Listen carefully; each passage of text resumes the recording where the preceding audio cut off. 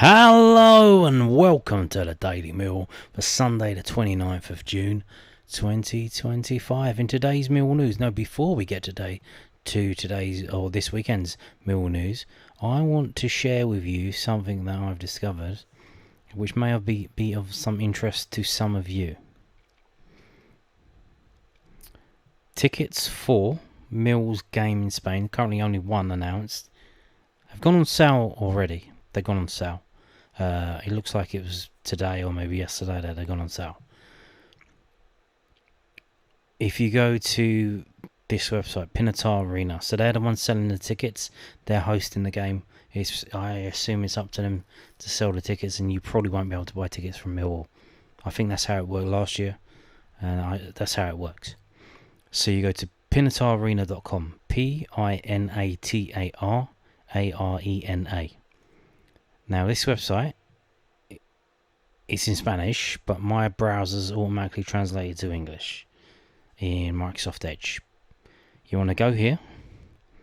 You want to go all the way down where it says tickets. Tickets, right at the bottom, tickets. And you go here.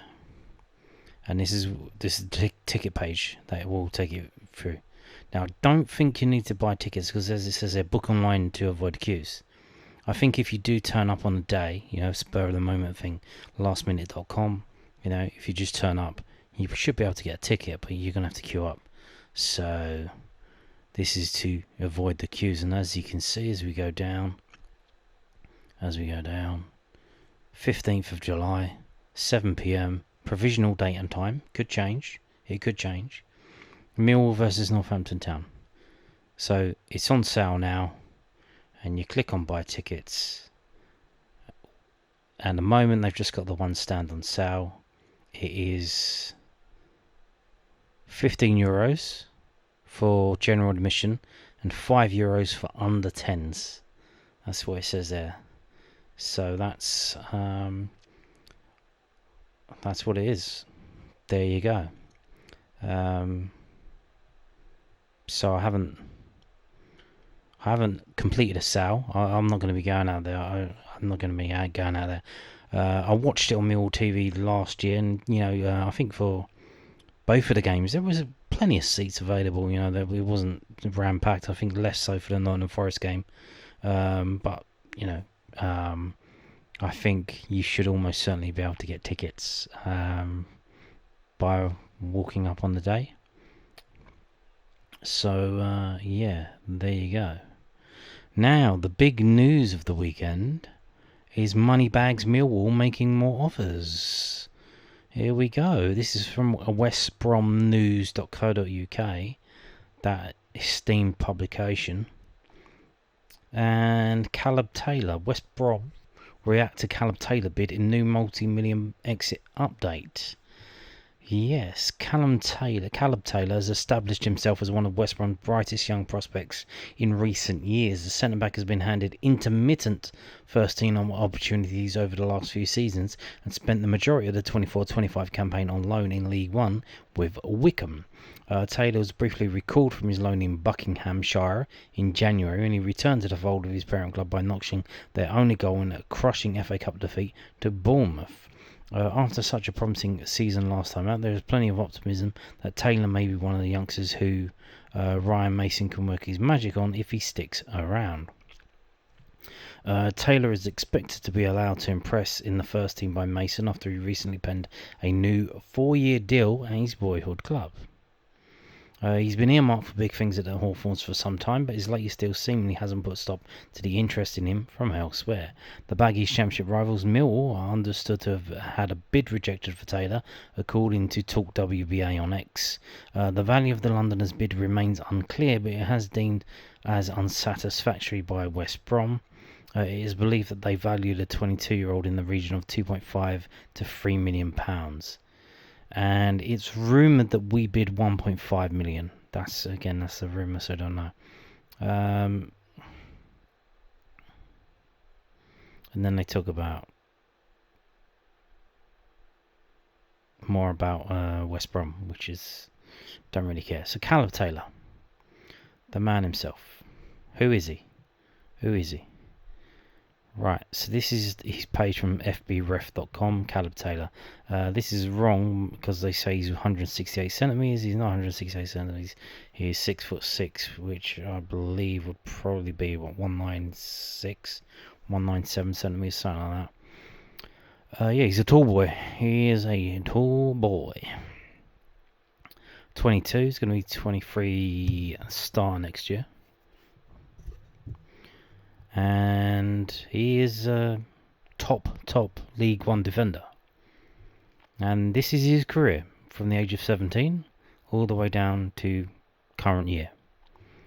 So at the age of 17, he was playing for the West Brom in the Premier League Reserves, which is an under-21 league. So he's playing in that league as a 17-year-old. Started 6 games. Was registered as a Premier League player for West Brom, but didn't play. I don't know if he played in any other competitions in that whilst there. Maybe the what's that trophy? Virtu Trophy, Football League Trophy. Auto windscreens as we know it, because that's when we nearly won it. As an 18-year-old, the season after, starts 20 times in the reserves for West Brom. And it does make his debut in the Championship, so they get relegated at this point. The season after, they're in the Championship. He plays 1 game, 29 minutes, so he comes on as a sub. Okay. The year after, so that's all he did in that season, playing for the reserves and played once for the first team. Following season, obviously, needs to develop. Goes out on loan. As a 19-year-old, goes out on loan to League One. So straight down to League One, from a Championship team. Don't bother with that National League or League 2, to League 1. Plays 45 times, 3,788 minutes, does pretty well. Scores 2 goals, gets 1 assist. But Cheltenham finished 16th. Following season. So you would imagine he's played a blinder in the League 1. They bring him back, West Brom. They think, well, shall we give him a go in the Championship? And they don't really do that. They start him 3 times. No, he doesn't start 3 times. He's a sub 3 times. Only plays 27 minutes in the Championship as they finish 5th in the league. Does play for the reserves 4 times. But then, and in the second half of the season, they decide, okay, let's loan him out to League 1 again. And they loan him out to Bolton. He finished 3rd in League 1. And he's involved in 7 games, and he starts 4 of them, 287 minutes. So a bit of a mixed bag of a season, that one. That's 2 seasons ago. Now, last season, the season we just had, West Brom, 24-25, 21 years old, Championship, as we just heard from the story before. He went on 2 loan spells at Wycombe. Went on loan at the start of the season. They finished 5th, they got in the playoffs, so now he's playing at the top of League 1. 36 games, 35 starts, 3,175, scores 3 goals. So there you go. Doesn't play in the Championship for West Brom as they finished 9th, but as we heard, he did come back and play in that cup game. So it's pretty weird that they recalled him just to play in that 1 cup game, and then they loaned him back out. But it is what it is.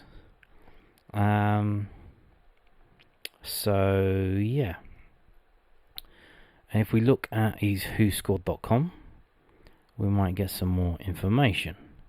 So this is him last season for Wycombe, central defender, 38 appearances, 3 goals, a rating of 7.35 as a central defender, 6.07 as a sub. You can see he played for West Brom. He played in the League Cup and the FA Cup, and in the League Cup he got a rating of 6.99. And in League 1 for Cheltenham, a rating of 7.33. 5 man of the matches, according to this website, which is the person who gets the highest rating of the players on the pitch. So he got that 5 times from 37 games. So he's a very good player. I would imagine that this is probably up there as one of the best defenders in League 1, ratings wise. His strengths are aerial duels. Well, no shit, he's 6'6". Ball interception and concentration. His weakness is tackling. He likes to play short passes. He's an indirect set piece threat. He likes to dribble, and he does not dive into tackles. And then they've got some of his games, but we'll look at them later, as in right now. These are his match stats for last season, playing for Wycombe Wanderers on loan from West Bromwich Albion. So you can see here, very, very, very good League One player. Very good League One player, which Tristan Crammer was a very good League One player, and see what he's done in the Championship. On this page we have this is summary. Aerials 1, obviously 6'6", 10 against Charlton in that game, and then 12 against Charlton in this game. Oh, this is backwards, so this is the end of the season. So the start of the season is down here. Okay. So start off with the first game. For some reason, they brought him on as a sub. That's interesting. I don't know. Is that because the deal didn't get done in time? I don't know. Or maybe they didn't want to play him before he got involved in the squad or something like that. 14th of September. So it would have been 2 weeks after. Maybe was he on the international duty? I don't think he plays international. I'm not sure. Well, he would be too old for the under 21s now, wouldn't he? So. But this is at the start of the season. It's 7.63, 8.25. You just get 7s and above most times. 7.99. A lot of aerial duels. One at the start of the season, 16 against Bristol Rovers, 12 against Cambridge United. 8.41 rating against Burton Albion. 13 clearances. Aerial duels. 7.15 against Wrexham, but they lost 1-0. 9.31 rating there. 8.26 because he scored as well. So if we scroll through some of the stuff defensively, what does he do? He does clearances. So he does clearances. That's what he does. So you got tackles, interceptions, fouls, offsides. That's you draw an offside. Clearance, dribbled past, and blocks. So he's mostly just doing clearances. This game against Stevenage, where he had a 9.31 rating, 5 tackles, 2 interceptions, and 13 clearances and 2 blocks. Not bad. So yeah, but mostly it is just clearances. That's the main thing that he does. So there you go. Offensively,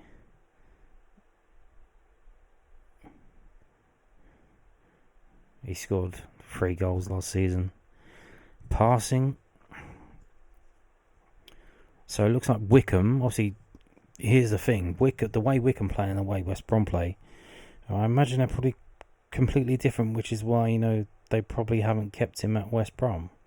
They probably want to play tiki-taka, passing it around, out from the back, and he's more like he's a 6'6" lump who just wants to lump it forward. So you can see here he hasn't been. This is like 19 total, means 19 passes. He had 19 passes in 90 minutes. So they're not fucking around with the ball at the back of Wycombe Wanderers last season. Although in this game here, 81 passes. So he can do it. It's just not the way that they were playing.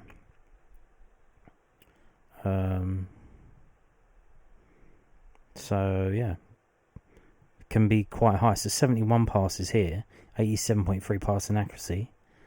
But then you've got games where it's as low as 17 and 19. And in the game where it's 17, that was at home against Bolton, 58.8 passing accuracy. So, that's interesting. So there you go. If we click on this is his career so far, ratings-wise, because we get the ratings on this website. So we just showed you on FBref, but the ratings here. So if we go back to that substitute appearance he had, that was 6.57. In the League Cup for Wycombe, for West Brom in the same year, 21-22, when he was 18, 19 was it? 5.64, played 82 minutes, so looks like he didn't do too well in that game. Whilst he was whilst he was on loan at the season for Cheltenham Town, 7.13 rating, so very good there. But he's improved on it this season that's just gone at Wycombe with 7.33 in a team that's at the top of the table. So there you go. 23-24 season, 3 substitute appearances in the Championship, only 23 minutes, average rating of 6.05. Can't really tell much from that. It's 23 minutes. You really need to get more like a longer time on the pitch. In that same season, 4 starts for Bolton and 3 sub appearances in League One, 6.69, and then that League Cup appearance for West Brom, 6.53. And then the League Cup appearance, the season just gone, 6.99. So it does seem to be improving, does seem to be getting better. But like I said, they do have a new manager, Ryan Mason, at West Brom. Is he going to give him a go? Maybe he'll give him a go. But we'll see. Because obviously the previous manager was Carlos Corberon, Spanish manager. I don't know if he's from Spain or he's Spanish heritage from South America. But yeah, you would imagine a 6'6" English centre back who just likes to lump it and win aerial battles. Probably not what a Spanish manager is looking for, but that's probably why he's not been involved in the team thus far. So maybe he will get his chance for West Brom, but if he doesn't, Moneybags Millwall are interested. They want a piece of it. So while we are here, let me just go back and check to see, we'll do it live. Was he one of the highest rated defenders in League One last season?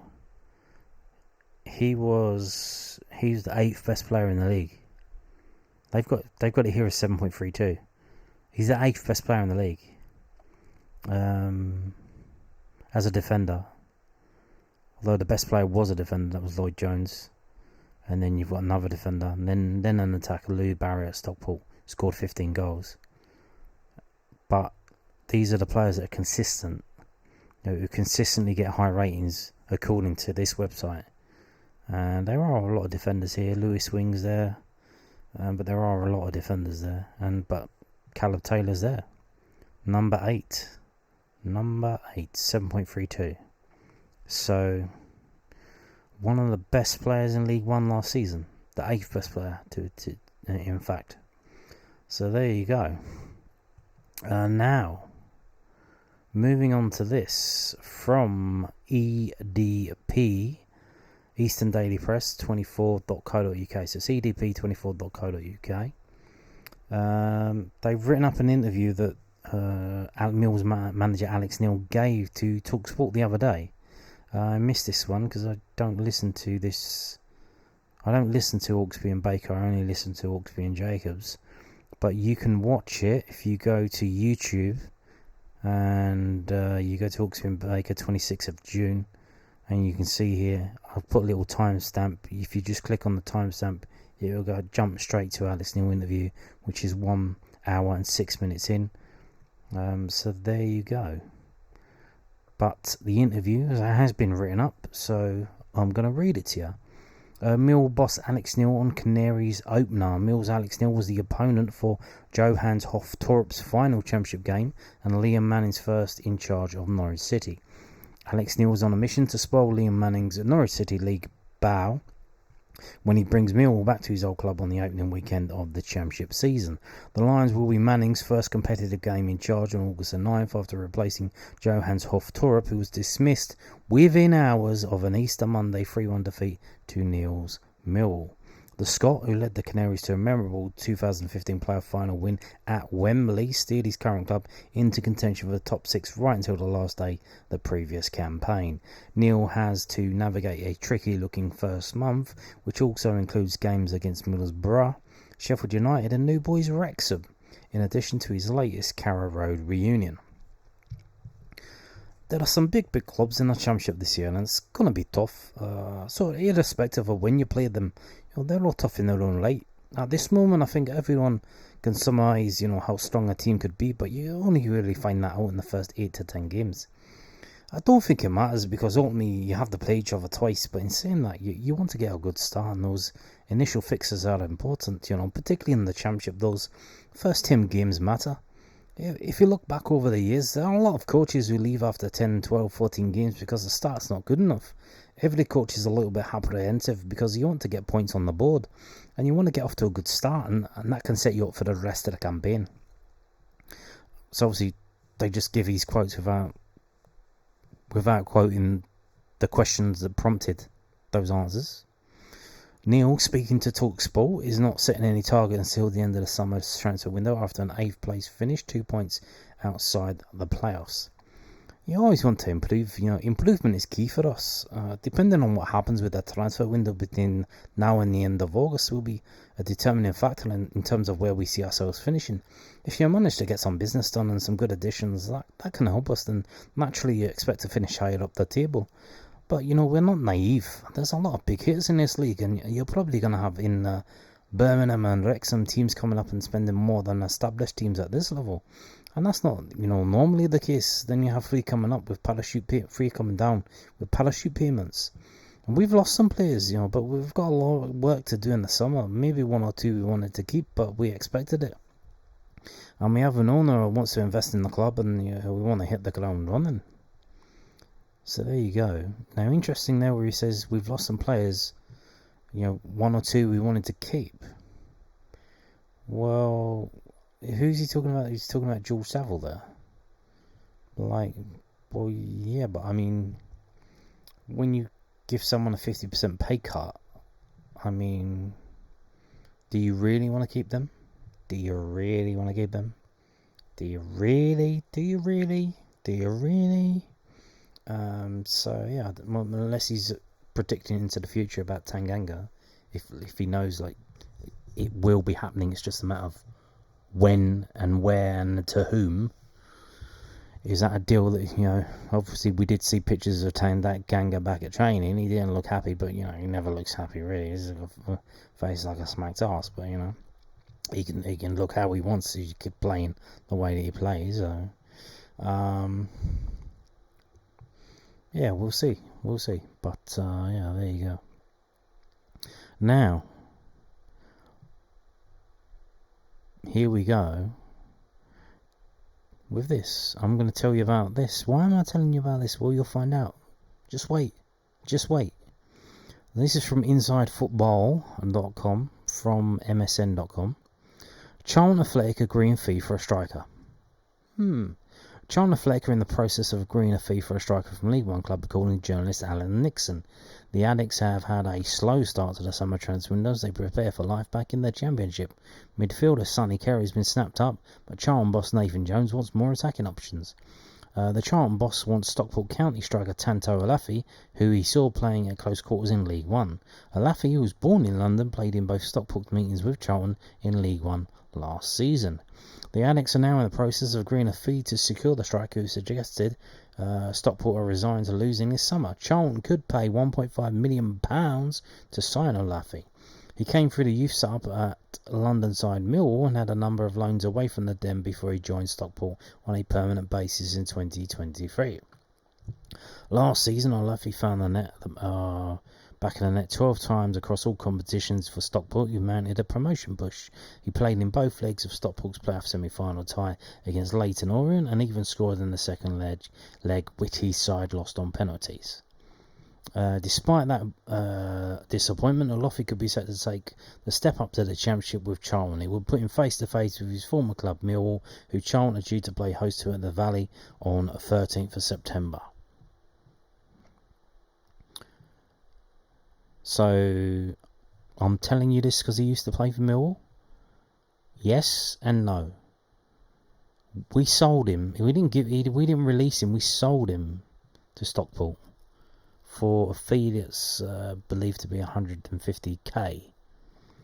Now, the reason that fee was so low, because he was an unproven, junior player, but he did prove himself in the National League for Sutton United when he played a lot of games and scored a lot of goals for them one season.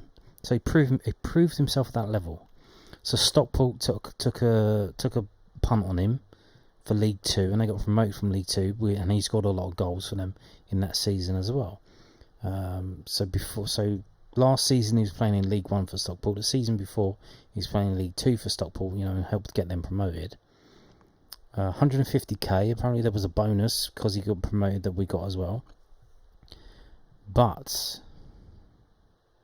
this is from South London Sport, Charlton Athletic Edition.com, which is the Substack blog run by Richard Corley, formerly of the now defunct South London Press. Charlton Athletic pushing to complete deal for Stockport County striker. Millwall set to profit if Isaac Olaofe makes the move. Millwall set to profit. Charlton Athletic are aiming to complete a deal for Stockport County striker Isaac Olaofe. The 25-year-old scored 12 goals in 51 matches last season. Lucian-born Olaofe started his career on the books of Millwall, and they are set to profit from any deal. The Lions sold the forward for £150,000 in December 2022, with a further £50,000 heading their way after Stockport won promotion from League Two. Obviously, and it goes on, but you need to be signed up and paid up to see the rest of the story. But has been suggested that the sell-on fee for Isaac Olaofe is 40%. As in, when Stockport County sell him, 40% of the transfer fee will come to Millwall. So when Charlton are looking at paying £1.5 million for him, that is a hefty chunk. That's about £600,000 to £700,000 coming to Millwall. That's not bad, is it? It's not bad. Better than a poke in the eye. And obviously that'll help pay for, Caleb Taylor. Moneybags Millwall, making money again. Not bad, eh? So, yeah, there you go. Charlton are paying a fee for a former Millwall player, and just under half of the money is going to Millwall. So they're basically helping us outcompete them in this division, although that won't be that hard. I think they are going to get relegated. They're a very poor team. So on that note, thank you for watching, and goodbye.